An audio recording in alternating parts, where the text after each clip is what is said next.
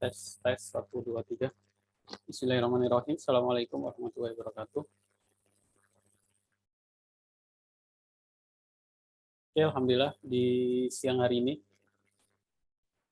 ini adalah materi pengganti pertemuan ke-12 minggu kemarin, mata kuliah sistem basis data.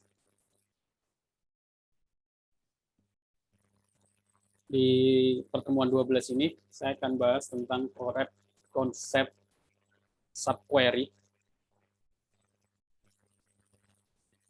atau nested query.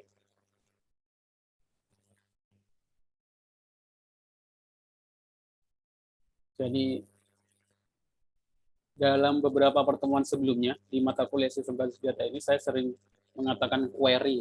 Gitu ya. Mungkin kalau di mata kuliah lain nggak akan pernah nggak terdengar gitu ya, nggak muncul diksi query. Jadi harusnya kalian sudah paham apa yang dimaksud dengan istilah yang saya sebut query. Query itu ya sintak sebuah perintah, entah itu DDL, DML, data definition language, data manipulation language, dalam bahasa pemrogram, dalam bahasa database relasional ya. Query. Nah, query itu bisa dijalankan di atas query line gitu. Nah, kalau digambarkan seperti lingkaran di atas ada lingkaran besar query, terus di dalamnya ada query lagi. Nah, query dalam query itu namanya subquery atau nested query, sama saja. Ya, seperti kalau kalian belajar bahasa pemrograman di materi di semester 1, kan ada if, terus ada if dalam if gitu, nested if, for dalam for, nested for, fungsi di dalam fungsi gitu, sama saja. Jadi ya konsepnya seperti itu subquery.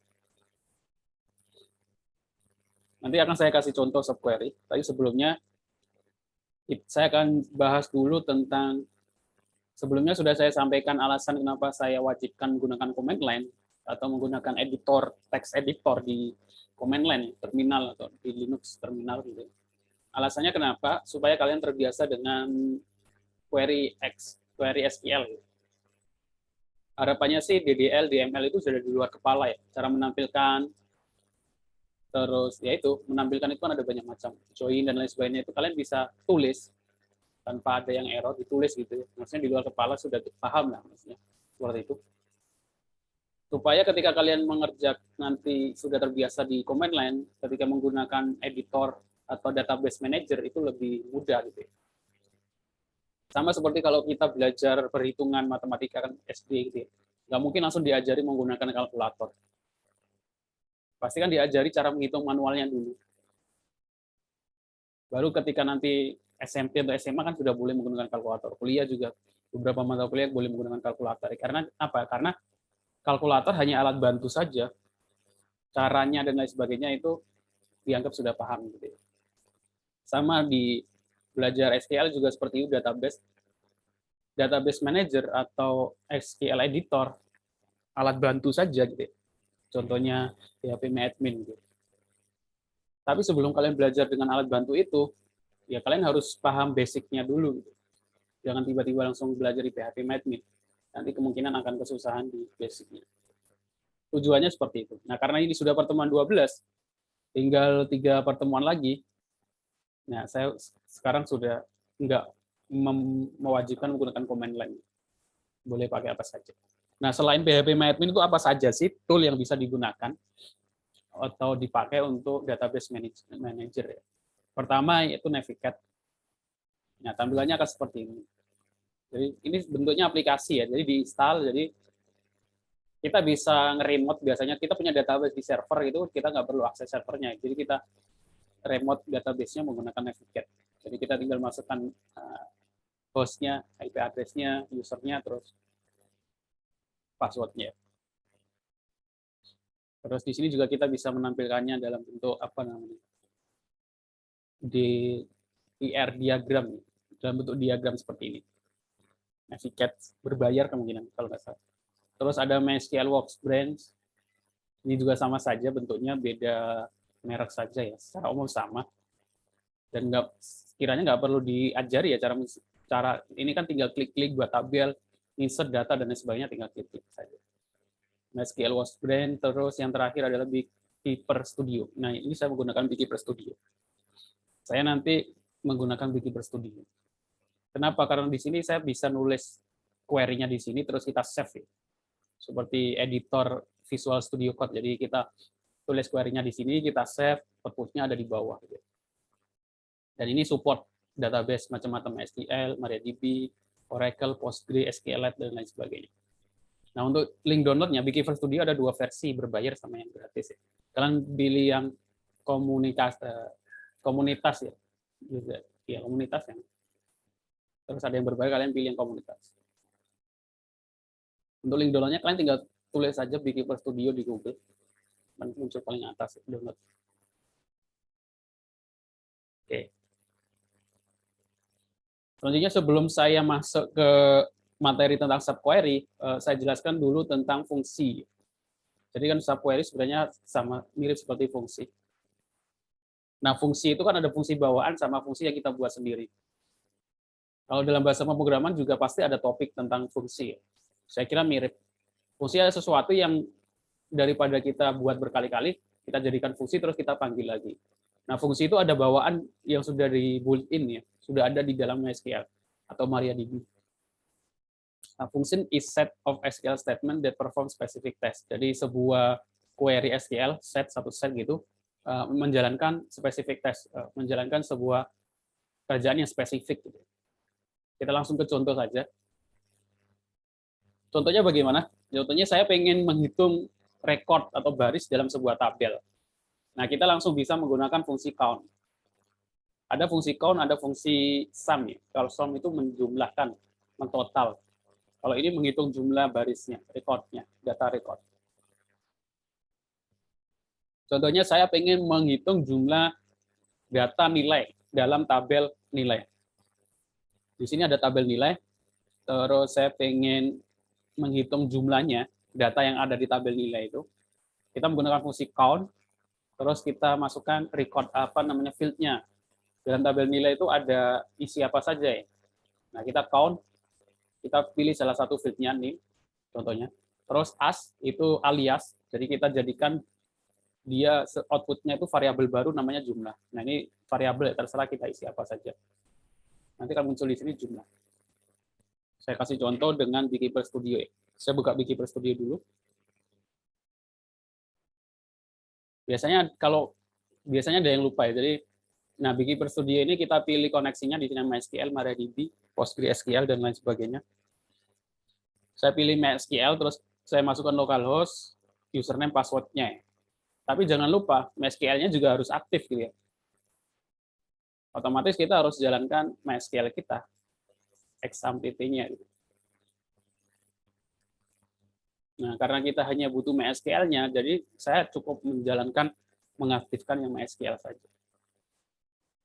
Kalau sebenarnya sudah saya save, jadi kita bisa nge-save, kita nggak perlu masukkan username password lagi. Nanti akan muncul di sini. Root localhost 3306. Saya klik 2 kali, dia langsung terhubung. Terus di sini akan muncul database-nya. Zoom. Nah, saya kecilin dulu. Nah, ini database dalam localhost saya pilih contoh. Saya lihat tabel nilai. Ini saya close dulu.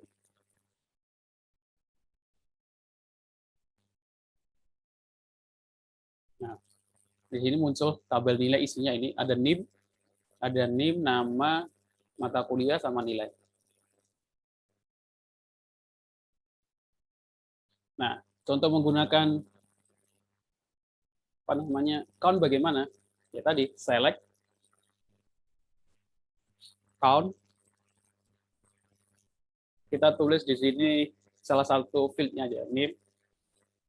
Nah, kalau nggak pakai alias, saya langsung select count NIM from nilai. Terus saya jalankan. Nah, variabelnya yang muncul dalam field itu adalah count NIM ya. Count NIM ini kan nggak enak dilihat gitu ya. Jadi kita save sebuah variabel as jumlah data gitu. Jumlah saja. Terus kita jalankan. Nah, informasinya akan lebih mudah dilihat jumlah sampai berarti ada 25 data. Nah, ini fungsi count. Selanjutnya fungsi sum. Sebenarnya fungsi-fungsi ini kalau kalian sudah belajar di formula di Excel ya, Microsoft Excel spreadsheet, sudah terbiasa gitu untuk menghitung. Sum itu untuk menghitung total nilainya. Gitu. Perbedaannya sama count itu menghitung datanya. Kalau sum saya ganti sum. Nim, nah field-nya itu harus integer ya, nilai. As jumlah. Nilai itu nilai ini kan ada tabel isinya NIM, nama, mata kuliah, nilai. Nah, kalau kita pengen menggunakan sum, kita harus menggunakan yang tipe datanya fieldnya itu integer. Di sini ada nilai. Otomatis nilai jumlah nilai. Kalau saya jalankan, nah, ini jumlah nilainya sekian. Otomatis kalau ada sum, pasti ada average, AFG, average, rata-rata. Nah, enaknya di Keeper Studio ini kita bisa tulis bawahnya di sini. Average. Nah, untuk jalankannya kita select dulu.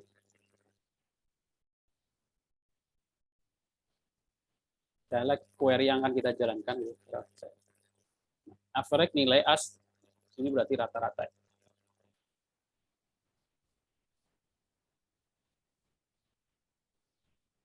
Nah, rata-ratanya 79,68.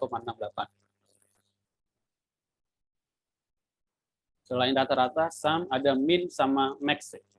Saya pengen tahu nilai terkecil dari tabel nilai itu siapa. Min, nilai as terkecil.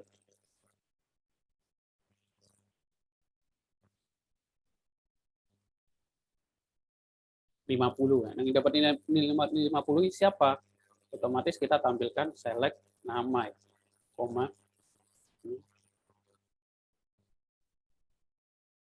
Oke, typo. Nah, ternyata yang dapat nilai terkecil itu Adi. Terkecil nilainya 50.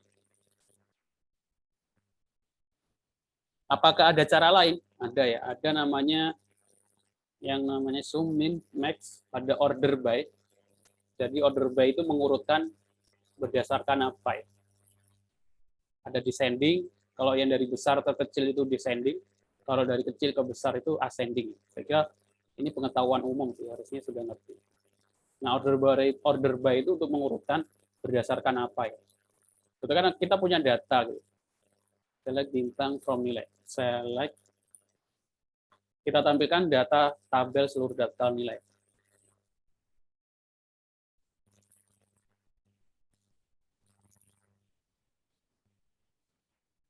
Nah, ini kan nggak urut ya. Saya pengen mengurutkan berdasarkan nilai gitu ya. Nah, kita bisa tambahkan order by nilai. Nah, nilai. Nah, ini akan nanti urut berdasarkan nilai. Otomatis nilainya itu pengennya terkecil atau paling kecil atau yang paling besar gitu. Kita tambahkan otomatis descending atau ascending.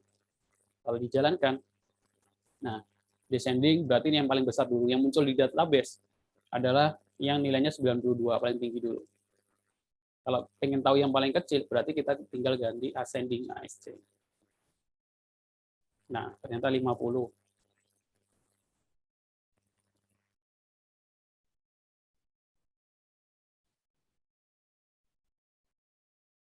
Seperti itu ya. Di sini ada order by. Kita bisa save query-nya ini. Jadi kita bisa, kalau kita pengen buka lagi, ya kita tinggal buka. Oke, order by. Terus ada having. Nah, having ini perbedaannya apa dengan order by? Having itu digunakan untuk query klausa ketika menggunakan alias ya. Contohnya bagaimana? Contohnya sebenarnya saya pengen menampilkan NIM, nama, rata-rata nilai yang lebih besar dari 80. Biasanya select NIM, nama, average nilai as rata-rata, from nilai, diurutkan berdasarkan NIM, terus ketika nilainya di atas 80. Where average nilai 80. Nah, Kalau kita menggunakan where average nilai 80 ini akan error. Kenapa? Karena average nilai ini rata-rata. Karena average nilai ini adalah sebuah fungsi, nggak bisa dijadikan klausa batasan gitu. Jadi harus menggunakan apa? Harus menggunakan having. Having average nilai, karena ini kan alias sebuah fungsi. Itu saja. Jadi gunanya having itu adalah untuk menambahkan klausa where di dalam sebuah alias. Seperti itu perbedaannya. Terus ada fungsi-fungsi yang lain. Fungsi-fungsi yang lain contohnya descending, ascending, limit, that sudah kita bahas ya di pertemuan sebelumnya. Limit untuk batasi. Kita ingin menampilkan datanya itu berapa. Contohnya ini saja. Select bintang from nilai, tampilkan seluruh data dalam tabel nilai, order by nilai, urutkan berdasarkan fit nilai, ascending dari kecil ke terbesar, tampilkan 5 saja. Jadi bagaimana menampilkan 5 data mahasiswa yang nilainya paling kecil? Ya, otomatis kita tinggal tambahkan limit 5. Kalau saya jalankan, yang tampil hanya 1, 2, 3, 4, 5. Hanya 5 saja terkecil. Tampilkan 3 mahasiswa dengan nilai terbesar. Ya, 3 nilai descending, limit 3. Jadi fungsi limit itu seperti itu. Kita select dulu. Nah, artinya menampilkan 3 data orang yang nilainya paling besar. Nilai 92, 93, 93. Itu fungsi limit. Nah, fungsi-fungsi yang lain ada banyak ya. Kalian bisa pelajari di dokumentasi website, dokumentasi di MySQL. Tergantung kebutuhannya, kondisinya ada fungsi-fungsi lain. Oke. Nah, itu fungsi bawaan. Kita juga bisa buat fungsi sendiri. Sama seperti di bahasa pemrograman kan ada fungsi bawaan, kita juga bisa buat fungsi sendiri. Query-nya apa? Sintaksnya adalah create function. Jadi create function ini statement adalah sebuah statement atau sebuah query. Is used for creating a stored function. Ada stored procedure, ada stored fungsi. Nanti kita bahas juga prosedur sama trigger sama view di materi selanjutnya. Jadi create fungsi itu untuk membuat sebuah fungsi sesuai dengan kebutuhan kita.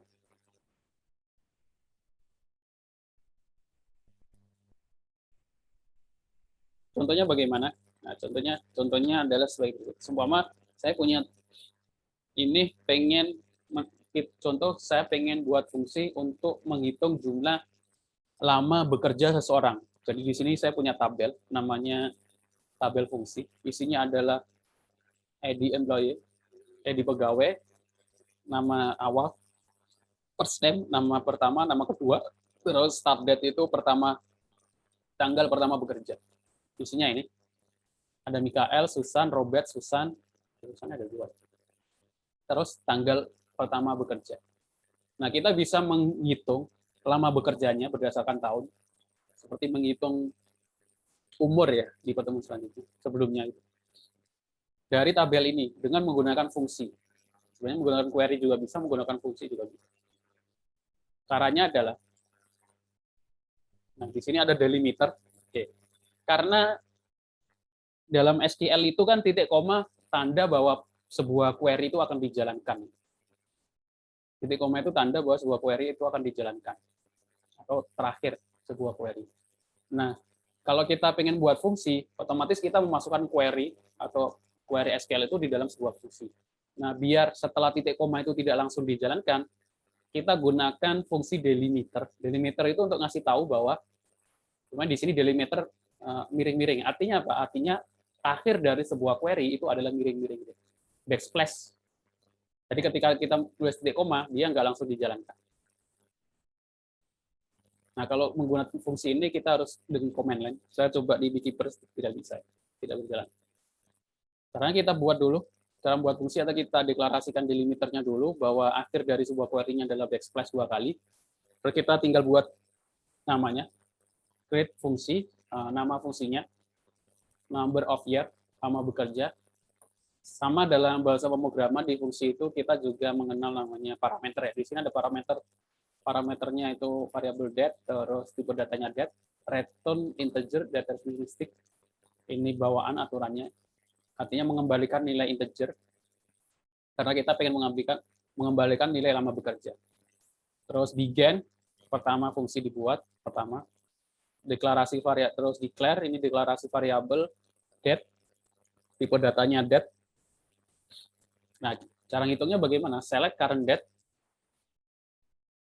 into date 2, kita ambil data sekarang, dari jam tahun hari ini, return, tinggal dikurangi, years date 2, atau years tahun ini, dari variabel date 2, dikurangi years date 1. Date 1 itu inputan dari fungsi. Terus kita end, kita akhiri lagi dengan backspace 2 kali. Nah, ini nanti biasanya akan banyak yang ditanyakan kalau menjalankan fungsi. Kalau kita nggak kembalikan, ini berarti SQL kita di database itu diakhiri dengan slash 2 kali terus ya. Jadi setelah kita membuat fungsi ini, biasanya kita kembalikan, kita tulis lagi delimiter menjadi titik tengah.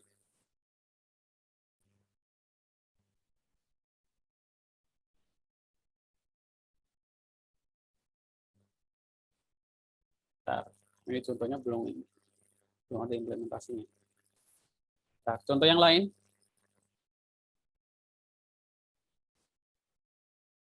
Di sini saya langsung ke outputnya aja biar paham.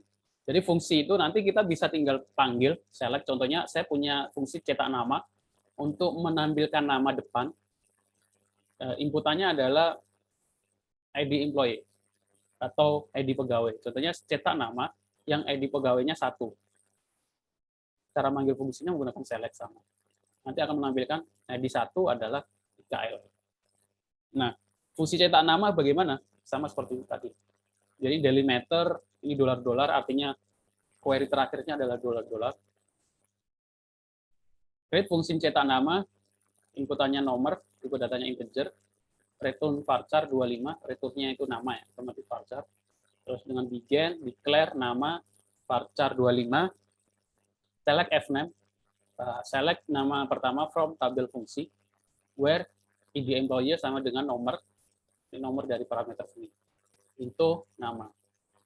Hasilnya dimasukkan ke dalam variabel nama, return nama. Kalau ini kita jalankan, terus fungsinya berhasil dibuat, nah kita tinggal panggil fungsi cetak nama, seperti tadi kan. Seperti ini contohnya, cetak nama, terus inputannya adalah ID employee-nya. 1 IKL. Kita cek. Di sini kan info ID 1, namanya Mikael. Seperti itu. Jadi gunanya fungsi apa? Gunanya fungsi itu daripada saya pengen menampilkan, idealnya kan select. Idealnya ini kan query-nya harus panjang. Cuma saya pengen menampilkan nama Mikael kan select nama from fungsi where ID employee, ID pegawai sama dengan 1. Nah itu kan lebih panjang. Kalau kita pengen gunakan query itu berkali-kali daripada nulis berkali-kali gitu ya. Jadi kita menggunakan fungsi select cetak nama 1, lebih pendek. Tujuannya seperti itu saja. Sama seperti sebenarnya tujuannya sama seperti fungsi dalam bahasa pemrograman ya. Kita kan bisa kalau di topik bahasa pemrograman ada topik fungsi kan tujuannya memang daripada kita buat kode yang sama berulang kali, ya kita jadikan itu fungsi terus kita panggil saja. Sama seperti itu. Jadi seumpama daripada kita nulis query where ID employee sama dengan 1, kita gunakan fungsi langsung aja cetak nama 1, lebih pendek. Nah itu fungsi, jadi fungsi itu ada fungsi bawaan, ada fungsi yang dibuat sendiri. Hari ini nggak ada tugas, mungkin minggu depan yang untuk kelas ini.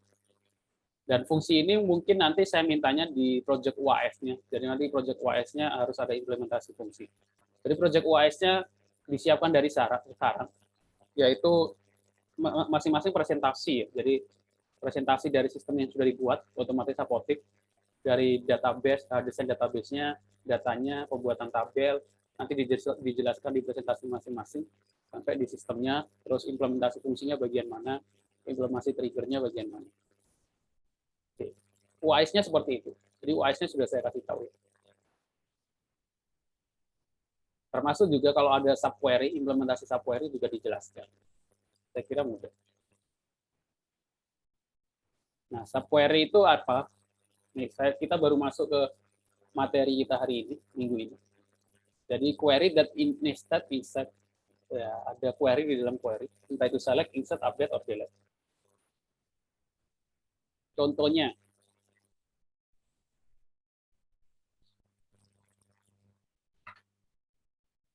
saya buka dulu Wikipedia Studio saya. Pertemuan 12.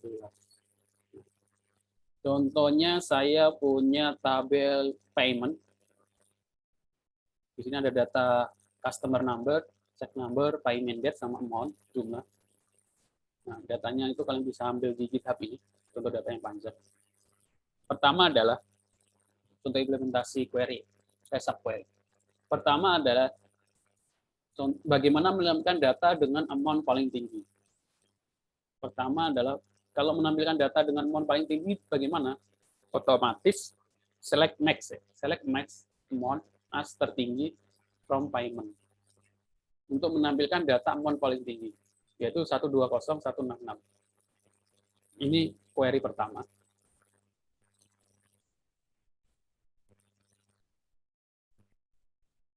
Jadi select max amount as tertinggi from payment. Jadi ini adalah nilai data amount tertinggi, fill amount tertinggi, atau amount bahasa Indonesia jumlah total. Yang kedua, tampilkan data dari nilai amount paling tinggi. Nah, kalau kita ingin menampilkan data dengan amount paling tinggi, otomatis kita harus pakai variabel yang tadi, output yang tadi ya. Jadi select bintang from payment where amount datanya adalah 120. Nah, ini kan dari data yang tadi. Nah, ini kita bisa ganti menjadi sebuah query. Akhirnya ada query di dalam query. Ini kan otomatis kita nulis manual ya, 120.166 ini. Itu bisa kita gantikan dengan sebuah query yang tadi. Menjadi seperti ini. Select bintang from payments, where amount sama dengan, nah ini kan 16 ini kita rubah menjadi query tadi. Select max amount as tertinggi from payments. Nah ini titik komanya 1 di akhir. Buka kurung, tutup kurung. Ini adalah outputnya nanti adalah sama tadi. 12066 yang D. Outputnya adalah ini. Nah, ini contoh dari subquery, yaitu query pertama itu menampilkan data dari payment, query kedua adalah menampilkan data amount tertinggi. Nah, apakah ini salah cara satu-satunya untuk menampilkan data seperti itu? Tidak, ada cara yang lain tanpa subquery. Jadi sebenarnya langkah-langkahnya itu ada banyak, bukan satu-satunya cara. Cara yang paling mudah tanpa subquery adalah dengan limit, seperti tadi. Apakah ada cara yang lain? Ada ya. Ini biasanya saya menggunakan limit ya, jarang menggunakan subquery.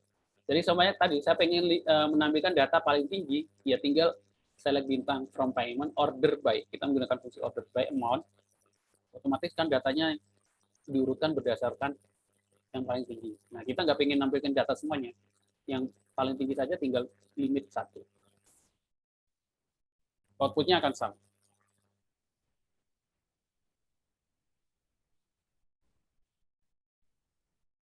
Oke. Jadi itu adalah materi kita tentang subquery. Nah, untuk proyek tugasnya yang kemarin sudah menampilkan data, tugas selanjutnya sebenarnya ada, tapi nanti saya kumpulkan sama tugas, gabungkan sama tugas selanjutnya. Data yang kalian persiapkan saja, data tugas 6, tugas 5 kemarin, yaitu menampilkan data masing-masing tabel, itu didesain. Karena ada data klinik, ada data tabel obat. Itu kan kalau kemarin saya mintanya, kalau sebagian sudah ada yang bisa sih, bagus. Dan kemarin tugas 5 itu menampilkan data, tapi kan itu masing-masing dalam satu halaman. Nah, tugas selanjutnya ini kalian pisah ke halaman dokter ya, dokter.php, halaman obat ya, obat.php. Itu dipisah. Nanti kita bahas bagaimana insert, update, delete-nya, bagaimana menampilkan dashboard, dan lain sebagainya. Hingga nanti ketika UAS, kalian sudah punya sistem apotek klinik. Terakhir itu kita buat login logout. Jadi login, insert data, update data, delete data, terus nanti terakhir kita bahas laporan, pembuatan form laporan, cetak PDF, cetak Excel, kalau bisa ya ada backup dan restore, ya sudah, otomatis ketika nanti UAS, proyek UAS-nya adalah masing-masing punya portofolio aplikasi sistem klinik di GitHub masing-masing. Jadi kalian sudah punya portofolio gitu. Maksudnya kalau ditanya ketika kuliah itu pernah buat sistem apa, ya kalian bisa katakan saya pernah buat sistem klinik, dari desain database-nya, tabelnya ada berapa, kalian bisa jelaskan foreign key-nya apa saja, primary key-nya apa saja, terus halamannya apa saja, pembuatan laporan, login, datanya apa saja, dan lain sebagainya. Jadi harapannya itu, karena faktanya beberapa mahasiswa yang saya tanya itu selama ketika skripsi, sistem apa yang pernah dibuat itu belum pernah buat sistem sama sekali. Jadi jangan seperti itu ya. Karena ya anak IT itu dilihat portofolio. Portofolio itu bukan apa namanya, bisa menggunakan Excel gitu, bisa berbahasa Inggris dengan pasif. Enggak ya, kalau IT ya dilihat skillnya ya itu sistem apa yang pernah dikerjakan. Jadi kalau bisa sih ketika nanti kerja praktek ya pembuatan sistem, ketika nanti skripsi ya buat sistem, bahkan kalau nggak disuruh ya ada istilahnya project weekend gitu ya. Ya setiap weekend itu kalau yang apa namanya targetkan bulan ini saya pengen buat sistem tentang apa ya. Nanti taruh di GitHub, kalau bisa di online kan orang lain bisa ngakses, supportnya di share gitu ya, orang lain bisa ngasih review dan lain sebagainya. Nah itu bisa jadi portofolio di CV kalian gitu ya, pernah buat sistem apa saja dan bisa dilihat, bisa dikunjungi, orang lain juga bisa menilai. Beda nanti ketika lulus nggak pernah buat sistem sama sekali, nulis CV-nya juga yang ditaruh apa gitu. Kalau IT nggak ada portofolio sama sekali, nggak pernah buat sistem sama sekali. Jadi saran saya sih tiap mata kuliah itu ada project-project, jadi ada banyak project yang pernah dilakukan. Oke, itu saja untuk materi kita hari ini, pertemuan 12. Nah, untuk absensi, silakan scan QR code ini, atau bisa scan QR code ini, atau yang sudah daftar di booth mata kuliah, kalian tulis aja booth di booth WA itu, BD12. Nanti akan ada balasan link absensi untuk pertemuan 12. Nah, untuk waktu absensinya itu terakhir UAS. Jadi beda kalau saya ada Zoom meeting, berarti absensinya itu di e-kampus dan waktunya terbatas ketika Zoom itu. Tapi kalau nggak ada Zoom dan saya susulkan dengan video, artinya absensinya ada terus sampai UAS. Oke. Tapi cara absensinya saya taruh di video. Oke, terima kasih untuk yang sudah datang. Saya akhiri. Kalau ada salah-salah kata saya mohon maaf. Kalau ada pertanyaan silakan tanya. Kalau bisa tanya di grup ya. Biar yang lain juga tahu karena ada beberapa orang yang nanya pribadi. Nah, akhirnya saya hanya menjelaskan satu orang.